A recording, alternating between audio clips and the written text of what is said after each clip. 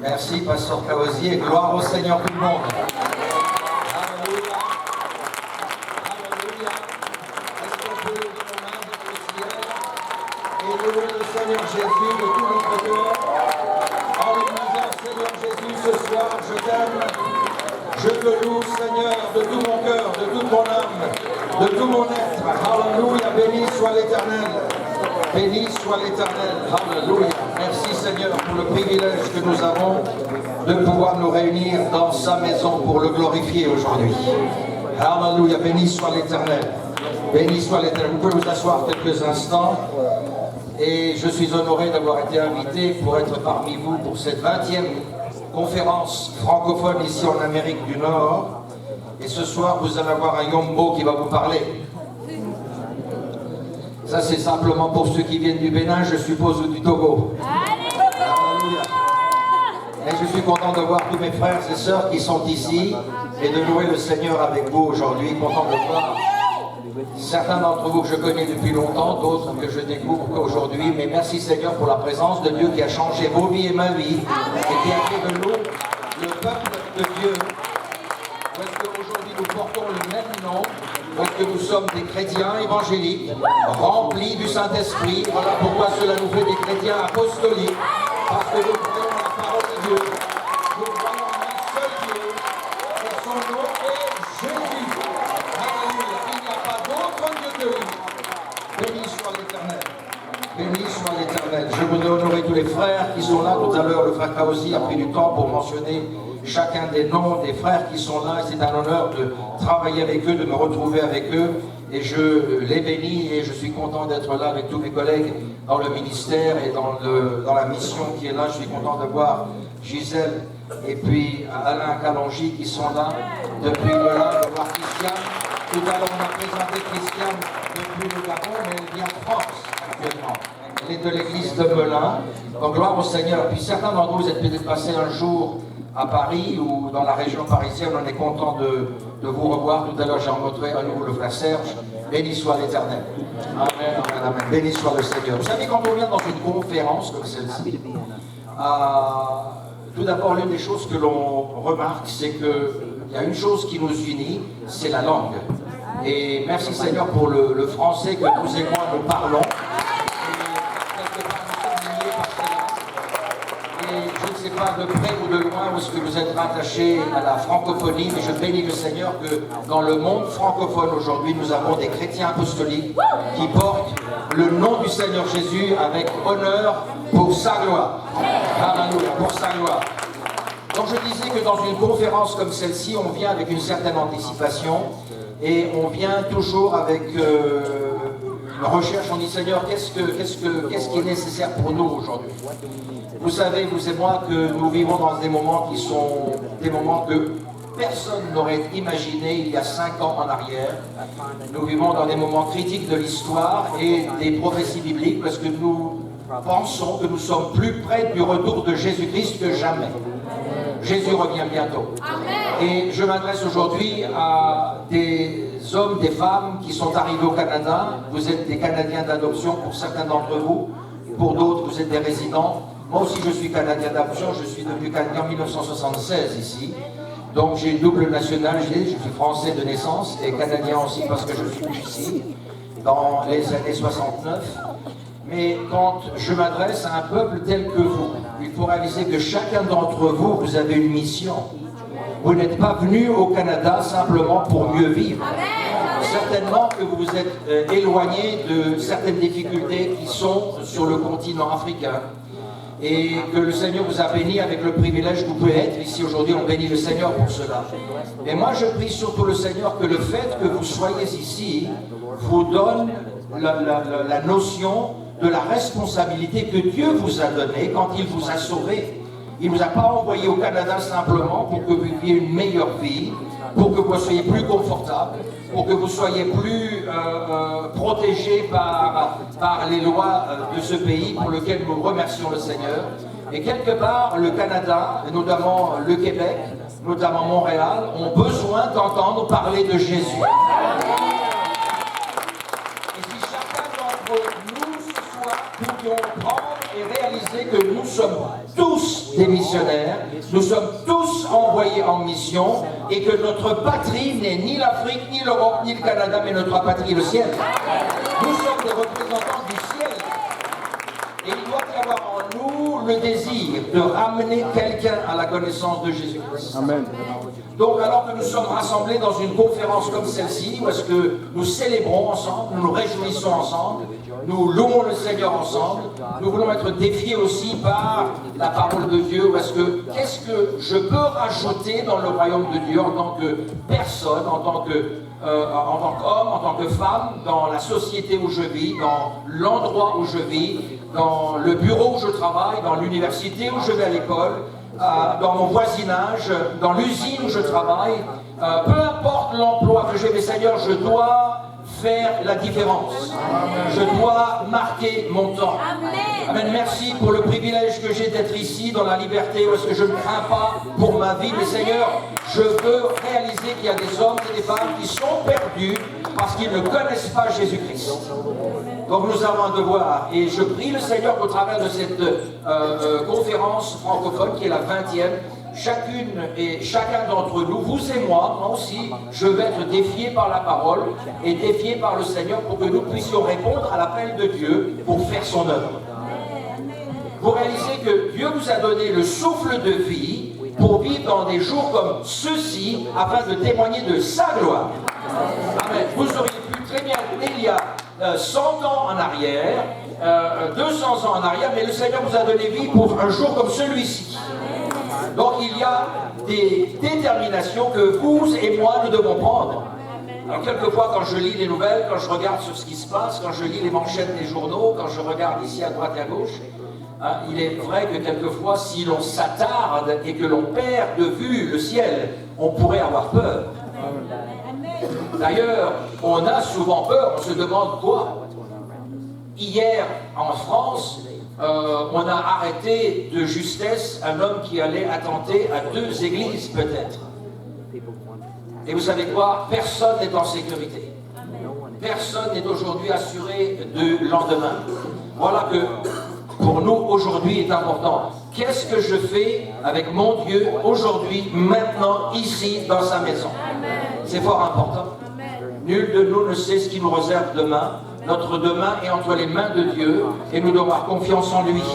Et pour le moment, nous avons une œuvre à faire. J'aimerais lire avec vous des versets dans la parole de Dieu qui vous sont certainement très familiers, d'ailleurs ils vous sont familiers, qui se trouvent dans le livre des Actes des Apôtres, qui sont la base de notre conversion, de notre venue à Christ. Dans le chapitre 2 du livre des Actes des Apôtres, j'aimerais que vous lisiez avec moi, on va se lever pour la lecture de la parole de Dieu. Et j'aimerais lire dans le chapitre 2 les 4 premiers versets de ce livre des Actes des Apôtres, chapitre 2, où est-ce qu'il nous est dit ceci? Le jour de la Pentecôte, ils étaient tous ensemble dans un même lieu. Le jour du 20e anniversaire de la francophonie, ils étaient tous ensemble dans une église à Montréal. C'est à peu près la même situation, vous savez. C'était un jour de fête, c'est un jour de fête pour nous. On est ici, on est focalisé sur quelque chose de bien particulier, et on est ensemble. Il est nécessaire que nous ayons la même pensée. Il est nécessaire que nous regardions vers le même but. Amen. Oublions les choses qui sont dans le monde. Quand on est rentré dans l'église, on oublie le monde et ses attraits et ses dangers, et nous regardons vers Christ plus que jamais. Ils étaient dans un même lieu, et tout d'un coup, il vint du ciel un bruit comme celui d'un vent impétueux, et il remplit toute la maison où ils étaient assis. Seigneur, remplis toute cette maison où nous sommes maintenant debout. Nous allons nous asseoir tout à l'heure. Seigneur, remplis cette maison. D'ailleurs, depuis tout à l'heure, nous glorifions son nom, et notre frère a déclaré que Jésus était dans la bâtisse. Moi, j'aime bien dire que Jésus est dans la maison. Amen. Il n'est pas simplement dans les murs, mais il est en nous. Il est en vous et en moi. Jésus est ici. Et tout est possible à celui qui croit. Gloire au Seigneur. Le verset 3 nous dit que des lampes semblables à des lampes de feu se posèrent, et leur apparurent séparées les unes des autres, et se posèrent sur chacun d'eux, et ils furent tous remplis du Saint-Esprit, et se mirent à parler en d'autres langues selon que l'Esprit leur donnait de s'exprimer. Le verset 37, si vous voulez bien suivre avec moi, s'il vous plaît. Dans le verset 37, il nous est dit qu'après avoir entendu le discours qui a été donné par les apôtres, et bien sûr l'apôtre Pierre était le prédicateur ce jour-là, ils eurent le cœur vivement touché, et ils dirent à Pierre et aux autres apôtres, mon frère, que ferons-nous? Et Pierre leur répondit, repentez-vous, que chacun de vous soit baptisé au nom de Jésus-Christ, pour le pardon de vos péchés, vous recevrez le don du Saint-Esprit. Car la promesse est pour vous, pour vos enfants, pour tous ceux qui sont au loin en aussi grand nombre que le Seigneur, notre Dieu, les appellera. Seigneur Jésus, notre Dieu, notre Père Céleste, Seigneur, tu es dans la maison, tu es dans la bâtisse, comme a dit tout à l'heure le pasteur. Seigneur, tu es ici, Seigneur. Nous sommes réunis en ton nom, Seigneur, et nous te prions que tu viennes, par la puissance de ton esprit, défier chacune et chacun d'entre nous, afin de répondre présent à l'appel de Dieu et de faire l'œuvre à laquelle tu nous as appelés. Oins-moi du Saint-Esprit, Seigneur, pour déclarer tes oracles. Oins-nous, Seigneur, pour recevoir ta parole. Et Seigneur Jésus, entends nos décisions, entends, Seigneur Jésus, notre engagement. Seigneur, connais nos cœurs et nos pensées, nous te prions dans le beau et précieux nom de Jésus-Christ. Amen.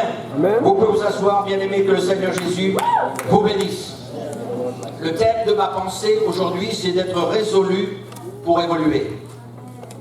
Alors je ne sais pas, je ne connais pas exactement toute la congrégation. Ici, je ne sais pas si nous avons des visiteurs qui sont ici pour la première fois.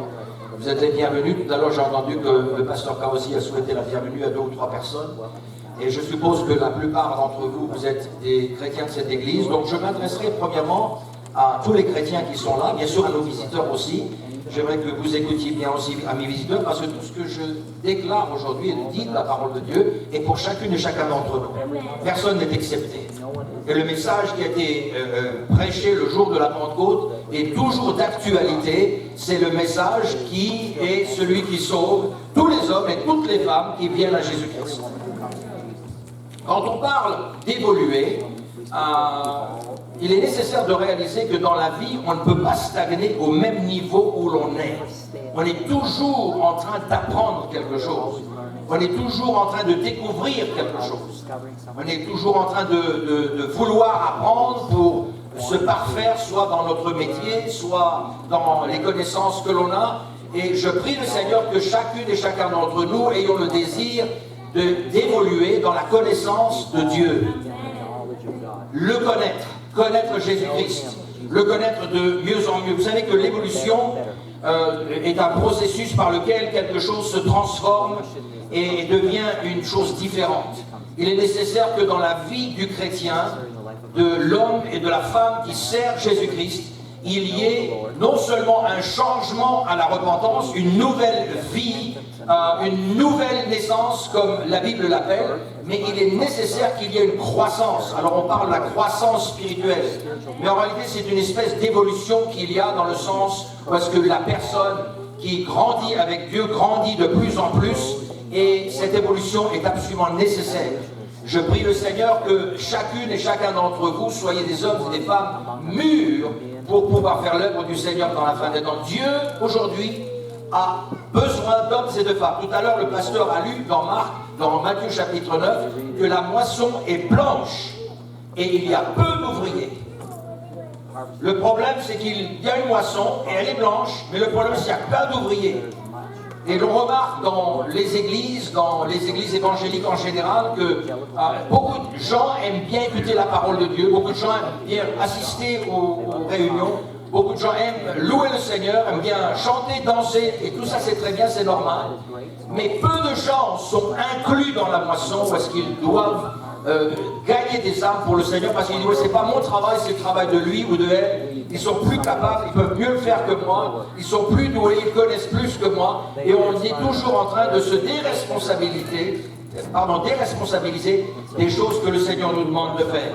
Le mot évoluer pour nous est important aujourd'hui parce qu'il demande à chacune et à chacun d'entre nous de nous développer pour changer au fil des temps, mais pas pour changer pour ressembler au monde, mais pour changer, pour ressembler de plus en plus à Jésus-Christ. Nous devons ressembler de plus en plus à Jésus. Nous devons être imprégnés de lui. Et le jour où il nous a remplis de son esprit, nous a donné quelque chose. Et ce quelque chose qu'il nous a donné est fort important. Parce que le jour de la Pentecôte, quelque chose d'extraordinaire est arrivé. Et quelque chose de merveilleux est arrivé à tous ces hommes et femmes qui étaient réunis dans ce lieu pour glorifier Dieu, parce qu'ils avaient reçu une instruction du Seigneur Jésus. Il leur avait dit d'aller et d'attendre dans la ville la promesse d'en haut.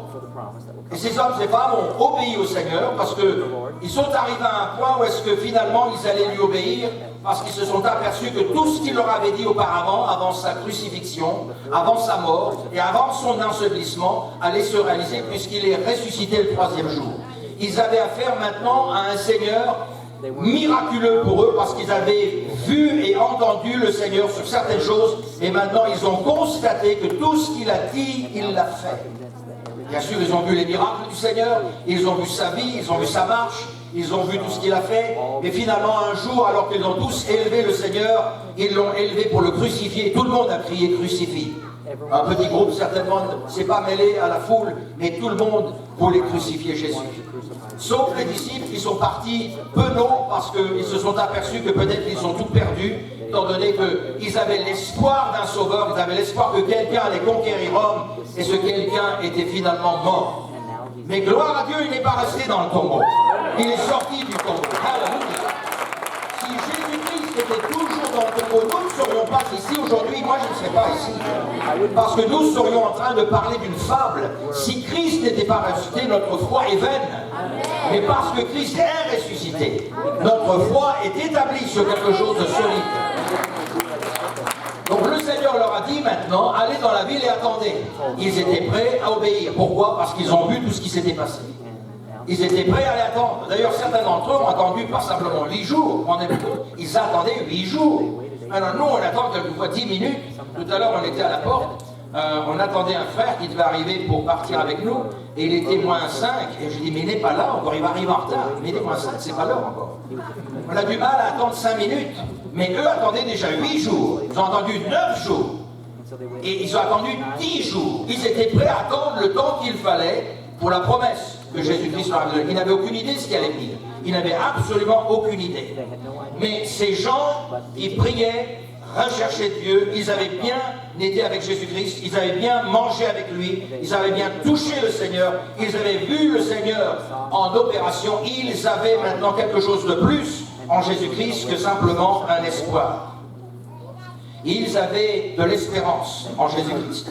Jésus-Christ est celui qui donne de l'espoir. Est-ce que vous avez l'espérance aujourd'hui en vous?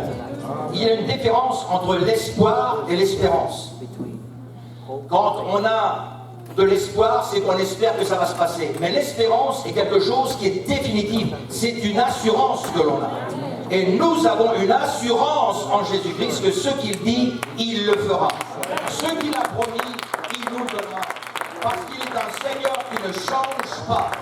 Il ne change pas. Alléluia. Est-ce que vous croyez cela? Est-ce que vous croyez que le Seigneur Jésus ne change pas? Ce qu'il dit est vrai. Jésus-Christ est le même hier, aujourd'hui, pour l'éternité. Il ne change pas. Ce qu'il dit, il fait. Et voilà pourquoi, alors que le 10e jour est arrivé, ils sont maintenant en train d'être visités par quelque chose de phénoménalement incroyable. Un vent impétueux vient, un bruit se déclare. Dans la ville, on entend ce bruit parce qu'il nous est dit que des gens sont accourus après. Et qu'est-ce qui s'est posé? Des langues de feu se sont posées sur chacun d'eux et ils se mirent à parler en d'autres langues selon que l'Esprit leur donnait de s'exprimer. C'était la première convention apostolique qui se passait là. L'événement du feu était venu. Dieu se manifestait dans le feu dans l'Ancien Testament et cette fois-ci il vient se manifester dans la vie des hommes et des femmes par le feu à nouveau, avec le feu du Saint-Esprit. Jean-Baptiste a dit, celui qui vient après moi est plus grand que moi. Je ne suis pas digne de délier ses chaussures. Lui, moi je vous baptise d'eau, disait-il, mais lui vous baptisera du Saint-Esprit et du feu. Alléluia. Et ces gens-là ont reçu le baptême du Saint-Esprit.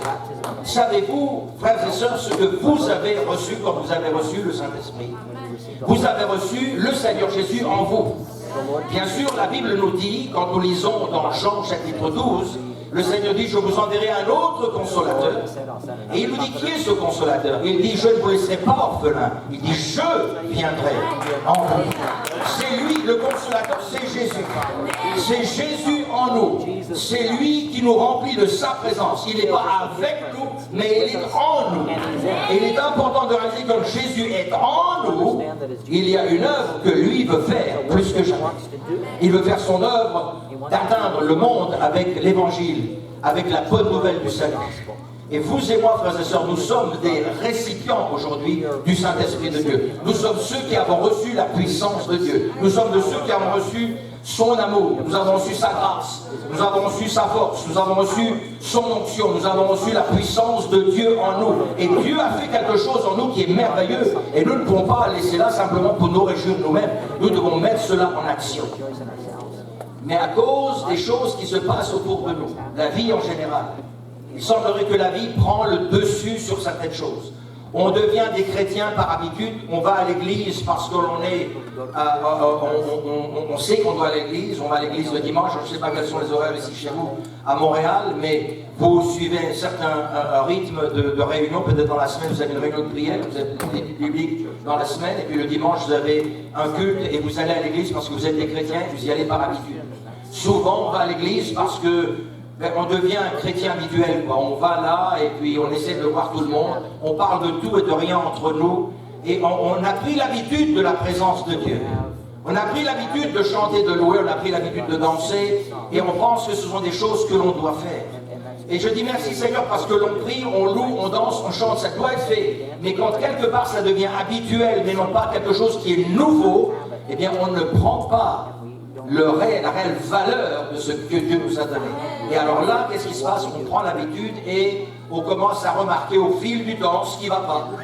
On s'aperçoit que frère un tel n'est pas comme il doit être, la sœur une telle a un peu changé. On s'aperçoit aussi que ça ne va pas et ça ne va pas.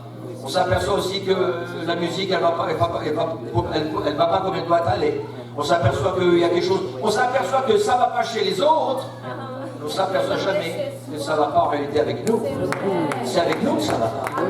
On trouve la faute chez quelqu'un, on dit le pasteur n'a pas bien prêché, il ne m'a pas assez touché dans le cœur, je ne sais pas ce qui se passe, mais c'était un petit peu creux, c'est ceci, c'est là. On est toujours en train de blâmer quelqu'un, mais nous, on est devenu un chrétien de routine. On a perdu notre expérience avec Dieu, ou du moins elle a terni un petit peu. C'est pas qu'on l'a perdu, elle a terni, on s'est habitué. Et c'est pour ça qu'il est nécessaire que l'on doit être résolu d'évoluer plus que jamais avec le Seigneur. Il faut que dans cette convention, cette 20e convention francophone, chacune et chacun d'entre nous, nous regardions sur Satan et nous lui disions, tu sais quoi Satan, j'en ai assez de toi qui viens d'essayer de me décourager. Je bénis le Seigneur pour tous mes frères. Je bénis le Seigneur pour toutes mes sœurs. Je bénis le Seigneur pour tous les prédicateurs. Je bénis le Seigneur pour la musique. Je bénis le Seigneur pour les prédications. Je bénis le Seigneur pour chaque occasion que j'ai dans la maison de Dieu. Tu ne me décourageras pas. Je suis un serviteur de Dieu et je servirai le Seigneur de tout mon cœur. J'ai résolu dans mon cœur et dans mon âme d'évoluer avec Jésus-Christ. J'ai décidé en mon cœur et en mon âme de marcher avec Christ. Je bénirai l'Éternel. Je louerai l'Éternel. Je lui serai fidèle. Je serai plus que jamais en feu pour Dieu. À chaque fois que je vais dans la maison de Dieu, ce sera une nouvelle expérience. Je vais dans la maison de Dieu pas pour regarder les hommes, les femmes, les frères et sœurs, mais je vais pour voir Jésus. Je vais pour exalter Jésus. Je vais exalter le nom du Seigneur Jésus. Je bénirai l'Éternel en tout temps. Je rentrerai dans ses parvis avec la louange dans mon âme. Je bénirai mon Dieu parce qu'il m'a sauvé. Alléluia. Vous savez, Église, que cette attitude-là est une attitude qui ramène le réveil. Parce que l'Église de Jésus-Christ, plus que jamais, est certainement ce qui gêne le plus Satan. Et il aime les chrétiens qui sont nonchalants. Et il aime les chrétiens qui sont tièdes. Et il aime l'Église qui est à moitié morte. Et il aime bien tout ça. Et il aime bien les chrétiens qui vont à l'église et qui dorment. Ils sont fatigués. Chacun a toujours une excuse. Il aime bien ça.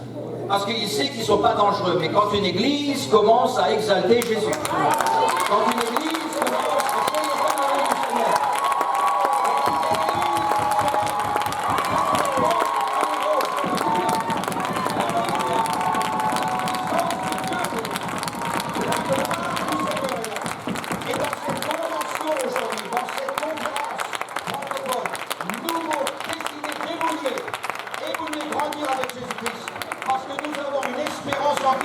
change pas.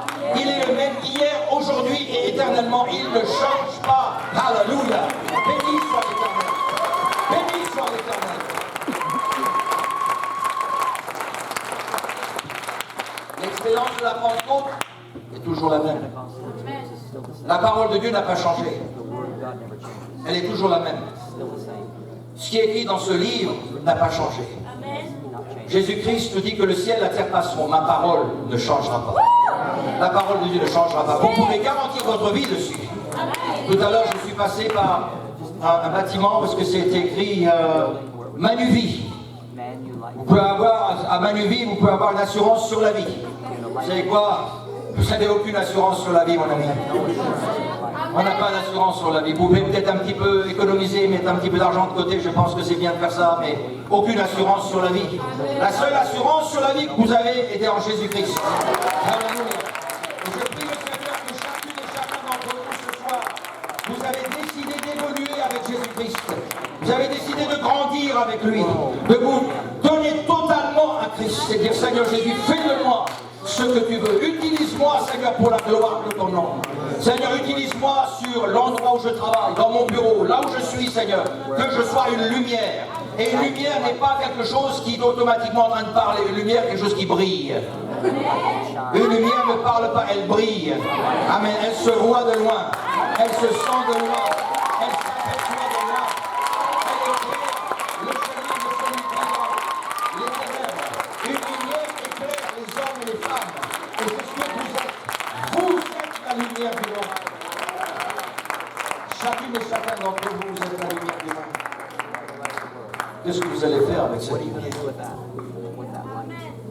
Combien d'entre vous avez reçu le baptême du Saint-Esprit? C'est une grande partie. Une grande partie d'entre vous avez le baptême du Saint-Esprit. Donc tout ce que je vous dis là n'est pas simplement une expérience que moi j'ai eue. Chacun d'entre nous avons été remplis du Saint-Esprit. Mais ce que nous avons en nous est éternel. Ce que nous avons reçu en nous, je vais vous dire qu'est-ce que c'est puissant. Si l'esprit de celui qui a ressuscité Christ d'entre les morts habite en vous, il vous ressuscitera. Il vous ressuscitera. Si vous êtes remplis du Saint-Esprit, nous avons une garantie sur la vie, c'est que le Seigneur Jésus nous ressuscitera, ou il nous enlèvera avec lui s'il revient dans sa gloire demain, si nous sommes vivants. Donc la puissance qui est à nous n'est pas à négliger. Elle doit être une puissance qui évolue. Et en cette conférence 2015, 20e conférence à Montréal. Vous savez, je suis passé par Montréal 20 et 23. Je suis content que notre Sir Frost va sur Québec City. Amen. Québec City, une site belle ville. Je me souviens quand on avait un missionnaire qui était là-bas, qui a essayé de commencer une œuvre là-bas. Plusieurs sont allés. Et je prie que Melissa réussisse dans son œuvre qu'elle va faire. Avec l'aide du Seigneur. Amen. Vous savez quoi, elle a besoin, pas simplement de nos prières, elle a besoin de notre aide, de notre témoignage. Amen. Et je suis sûr qu'il y a de la semence qui a été semée dans Québec, dans la ville de Québec, pour que le Seigneur ait une église. Il y aura une église à Québec. Amen. Merci Seigneur. D'après les rapports que le frère m'a donné, il m'a dit qu'il y a une dizaine d'églises, je crois, ici dans la région de Montréal maintenant, n'est-ce pas, c'est ça? Vous êtes une dizaine d'euros. How many churches you have, Montreal now? Un peu une dizaine d'églises. Vous vous rendez-vous compte? Il y avait un moment donné où il n'y avait pas beaucoup d'églises ici. Moi, je me souviens quand le frère Graham a commencé cette église. Je suis plusieurs fois ici. Et aujourd'hui, nous avons une église où il y a peut-être 300, 400 personnes. Mais tout le monde n'est pas là ce soir. Demain, il y aura plus de monde, d'après ce que je comprends. Vous savez quoi? Il y a un réveil dans le pays. Il y a un réveil dans la maison.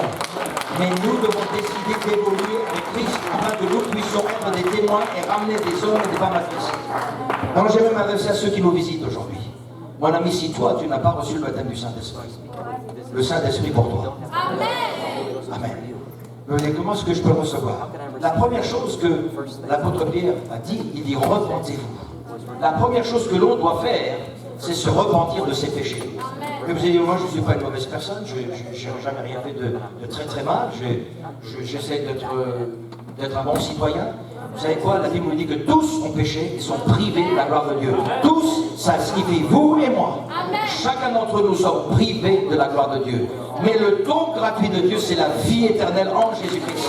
Nous devons nous repentir de nos péchés, réaliser que nous sommes des pécheurs et que nous avons besoin de Jésus-Christ. Et quand nous confessons nos péchés, alors il nous sauve.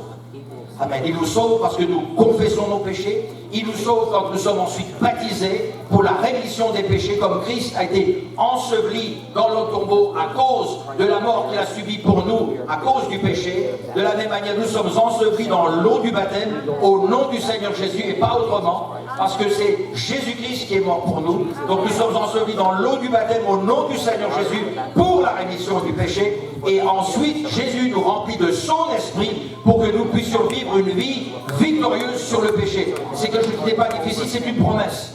Donc pour vous, mon ami qui nous visitez aujourd'hui, qui que vous soyez, la promesse est pour vous. Nous avons lu tout à l'heure, elle est pour vous et pour ceux qui sont au loin. C'est-à-dire que ceux qui sont là-bas jusqu'à Montréal, elle est pour vous à Montréal.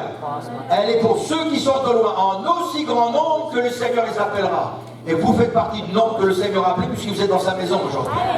Alléluia. Il faut aussi que vous, mon ami, vous décidiez d'évoluer avec Christ. Et vous savez quoi, j'en ai assez de la vie que je mène. J'en ai assez de l'endroit où je suis. Aujourd'hui, j'ai besoin de Jésus-Christ. J'ai besoin de sa grâce. J'ai besoin de sa puissance. J'ai besoin d'une transformation dans ma vie. J'ai besoin de changer de nature. Et que Jésus est capable de changer ma nature. Laissez-moi vous donner un exemple. Combien de gens sont attrapés pour des crimes qu'ils ont commis? Et quand ils sont attrapés par la justice, on les fait payer pour les crimes qu'ils ont commis. On les met en prison. On les condamne pour 5, 10, 15, 20 ans. Ils sont condamnés à une certaine peine. Et quand ils sortent de prison, qu'est-ce qui se passe la plupart du temps? Ils récidivent. Ils refont la même chose que ce qu'ils avaient fait. Pourtant, ils étaient en prison. Ils auraient dû apprendre quelque chose. Vous savez quoi? La nature humaine ne peut pas être changée par la justice humaine. Mais la nature humaine peut être changée par la justice de Dieu. Et Jésus-Christ est venu nous justifier en donnant sa vie sur la croix du Calvaire. Je bénis le Seigneur et je dis merci Seigneur pour les lois qui sont autour de nous. Merci Seigneur. Parce que nous serions alors dans quelque chose qui serait horrible aujourd'hui. On serait dans une anarchie totale. Mais vous savez quoi? La justice de Dieu veut vous justifier, veut vous purifier, mais pas simplement justifier et purifier, elle veut vous changer. Elle veut vous donner une nouvelle nature. Et cette nouvelle nature doit être constamment en évolution vers le Seigneur, en disant Seigneur, fais de moi ce que tu veux, utilise-moi pour la gloire de ton nom. Donc je vais qu'on se lève pendant quelques instants et que l'on ferme ses yeux, et que l'on prie ensemble, et que l'on dise Seigneur Jésus, ce soir, Seigneur, dans cette première réunion de convention, dans cette première réunion de conférence, Seigneur Jésus, j'en appelle à toi une fois de plus, que tu viennes dans ma vie. Et Seigneur, que tu me rappelles toutes les instances de ma vie, Seigneur, où est-ce que je suis venu à toi, où est-ce que j'ai donné ma vie, Seigneur, où est-ce que j'ai passé un moment dans la repentance, où est-ce que tu as changé mon cœur, tu as changé mon âme, tu as transformé ma vie, Seigneur. Seigneur, où j'ai été baptisé au nom du Seigneur Jésus, où est-ce que tu as écrit mon nom dans le livre de vie, quand tu m'as rempli du Saint-Esprit. Seigneur, ces jours-là sont des jours mémorables et merveilleux. Seigneur Jésus, j'ai besoin de grandir en toi. Seigneur, j'ai besoin que tu utilises mon âme, mon cœur, ma vie, mon témoignage. Tout à l'heure, nous avons chanté, Seigneur, donne-moi d'être un témoin, donne-moi de témoigner, que ma vie soit un témoignage, Seigneur, que je sois une lumière autour de moi. Seigneur, que je puisse ramener quelqu'un d'autre ici dans cette conférence demain, Seigneur, que quelqu'un soit touché par ta grâce, que quelqu'un soit sauvé par ta grâce. Seigneur, c'est ma prière aujourd'hui. Et alors que vous êtes en train de prier, alors que vous êtes en train de faire un petit retour en arrière dans votre vie, en train de regarder où est-ce que vous en êtes, Jésus-Christ vous appelle, qui que vous soyez. Si vous êtes un chrétien, une chrétienne, peut-être découragé ce soir, sachez aujourd'hui, l'heure est venue d'évoluer. L'heure est venue pour vous de changer de vitesse. Et dire, Seigneur, j'oublie les choses qui sont en arrière, Seigneur, et je veux me porter en avant. Seigneur, les choses qui sont derrière moi, Seigneur, sont minables. Pardonne-moi, Seigneur, lave-moi. Et Seigneur, je veux aller de l'avant, Seigneur, à partir d'aujourd'hui. Je veux qu'il y ait un changement dans ma vie. Et je crois que chacun d'entre nous chrétiens aujourd'hui, nous devons décider, Seigneur, je vais être meilleur pour toi, Seigneur, à partir d'aujourd'hui que je l'étais jusqu'à maintenant.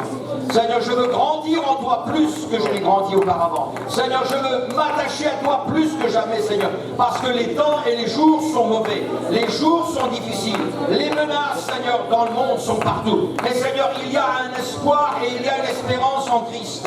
Et Seigneur, merci de m'avoir amené à la connaissance de Jésus-Christ. Merci, Seigneur, de t'être révélé à moi.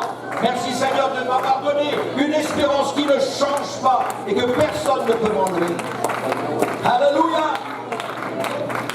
Est-ce qu'on peut lever nos mains vers le Seigneur et louer le Seigneur tous ensemble pendant quelques instants, en élevant nos voix vers le Seigneur, en disant merci Seigneur pour ta grâce, merci Seigneur pour ton salut, merci Seigneur pour ton esprit, merci Seigneur Jésus pour ta puissance, merci Seigneur pour l'œuvre que tu as fait dans mon cœur, dans ma vie, dans mon âme. Béni soit l'Éternel. Alléluia. Alléluia, béni soit l'Éternel. Alléluia. Et alors que nous sommes en train de prier, parce que ce sont des moments importants maintenant, Église, alors que nos yeux sont fermés, peut-être qu'il y a quelqu'un qui veut s'approcher et dire, Seigneur Jésus, Seigneur, je n'aime pas la vie que j'ai menée jusqu'à maintenant, Seigneur, je veux changer de vie, Seigneur, je veux transformer, je veux te transformer par ta grâce et par ta puissance, je veux être changé, Seigneur, aujourd'hui. Peut-être que vous, mon ami, qui venez dans l'église pour la première fois, Jésus-Christ vous appelle. Vous n'êtes pas venu ici par hasard, oui, mais quelqu'un m'a invité, oui, c'est Jésus qui vous a invité, au travers de la bouche d'un homme, d'une femme de cette église, mais c'est Jésus qui vous invite. Et il dit, viens à moi, suis-moi aujourd'hui. Et le Seigneur Jésus vous appelle, mon ami. Ce que je vous demande de faire aujourd'hui, c'est simplement dire, Seigneur Jésus, pardonne-moi mes péchés. Et je vous invite à venir ici devant, à l'autel, pendant quelques instants. Nous allons prier avec vous, dire, Seigneur, pardonne mes péchés. Seigneur, change ma vie, change-moi. Fais de moi une nouvelle création, Seigneur. Seigneur, je vais évoluer avec toi. Seigneur, je veux changer ma nature. J'ai besoin d'être un homme, une femme transformée. Jésus vous aime, mon ami, qui que vous soyez. Alléluia. Béni soit l'Éternel. Est-ce que quelqu'un veut s'avancer? Oh, merci Seigneur Jésus. Oui, il y a des gens qui s'avancent. Seigneur Jésus, tu es tout puissant, sauveur adorable. Je te prie que tu fasses ton œuvre. Tu ne changes pas. J'aimerais qu'un frère, une sœur, un chrétien, une chrétienne, un ministre vienne prier avec les gens qui sont là. Seigneur Jésus, fais ton œuvre. Oh, alléluia. Fais de moi, Seigneur, ce que tu veux aujourd'hui. Seigneur, en ce premier jour de convention, ce premier jour de conférence, cette 20e conférence, Seigneur, je veux que ma vie évolue. Seigneur, je veux que ce soit une borne dans ma vie, qu'il y ait un changement. Seigneur, je prie que le vent de la Pentecôte souffle dans ma vie, souffle dans mon cœur, souffle dans mon âme, Seigneur. Oh Jésus, j'ai besoin de toi plus que jamais, Seigneur. Que ta volonté soit faite, Seigneur Jésus, je te prie. Au nom de Jésus, alléluia. Au nom du Seigneur Jésus, est-ce que l'on peut tous prier ensemble en levant nos voix? Alléluia, Seigneur Jésus. Nous invitons ta grâce et ta présence au milieu de nous. Seigneur, tu es le Dieu de grâce et qui pardonne. Tu es le Dieu de grâce qui change les vies. Tu es le Dieu de grâce qui transforme les cœurs. Tu es le Dieu de grâce qui donne un espoir et une espérance vivante. Seigneur Jésus, je te prie que tu fasses, Seigneur Jésus, ton œuvre ici à l'autel alors que nous sommes devant toi aujourd'hui. Seigneur, nous voulons évoluer avec toi. Change-nous, Seigneur. Transforme-nous. Donne-nous, Seigneur, une nouvelle vision. Seigneur, pour les jours dans lesquels nous vivons, pour l'heure dans laquelle nous sommes, Seigneur. Seigneur, notre monde a besoin de toi. Seigneur Jésus, que l'Église brille plus que jamais. Seigneur, tu nous dis dans ta parole que la gloire de la dernière maison sera plus grande que celle de la première. Seigneur Jésus, déverse ton esprit sur nous ici à Montréal.